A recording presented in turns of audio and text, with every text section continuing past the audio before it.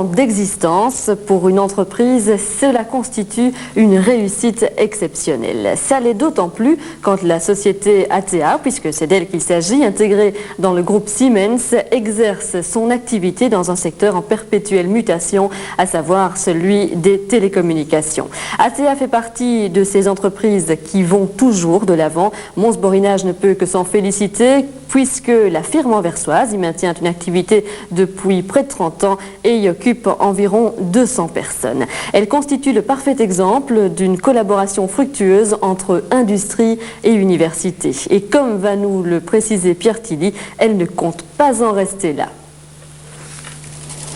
ATA et la région de Mons Borinage, c'est déjà une longue histoire. Les liens privilégiés entre ce géant des télécommunications et notre contrée remontent aux années 30.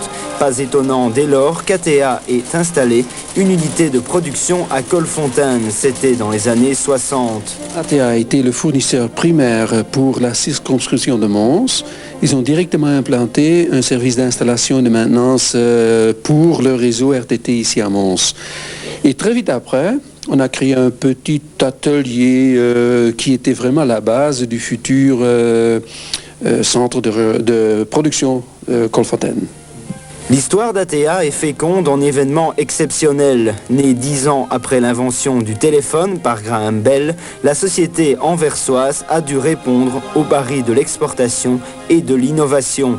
Citons la production des premiers feux de signalisation, l'intégration des circuits imprimés en 1948 et aujourd'hui les techniques les plus pointues comme le visiophone ou le vidéophone. ATA a traversé le temps en suivant toujours le courant du progrès. Mais à l'heure où l'informatique envahit notre monde, de quoi sera fait notre futur? Quand on regarde maintenant le futur, cette technologie augmentera encore parce que la demande augmentera encore. Mais ça restera toujours humain parce que, regardons un peu maintenant, en principe, celui qui utilise le téléphone, il ne sent pas ce qui est derrière. Ce ne sont que les ingénieurs qui souffrent de cette technologie. Il y a 28 ans, un modeste centre de production voyait le jour à Colfontaine. Bientôt, c'est un laboratoire qui sera opérationnel au Grand Ornu. Ce centre de recherche sera animé par 70 ingénieurs. À l'heure où nos responsables politiques en appellent aux universités pour une collaboration plus étroite avec l'industrie, ATA Colfontaine constitue un bel exemple à suivre.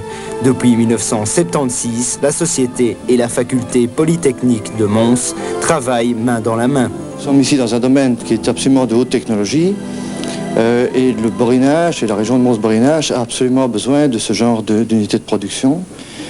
Tout l'encadrement scolaire et universitaire des environs est certainement un moyen très important de collaboration à notre évolution et j'espère qu'il y aura d'autres initiatives de notre genre dans la région de Mons-Borinage pour l'avenir. Les Atéaniens sont partis à la conquête du monde.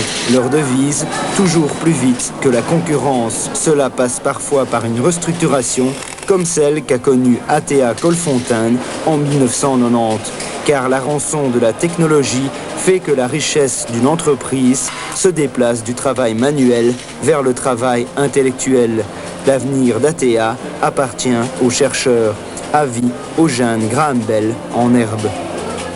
Vous voyez que 100 ans d'existence, ça se mérite.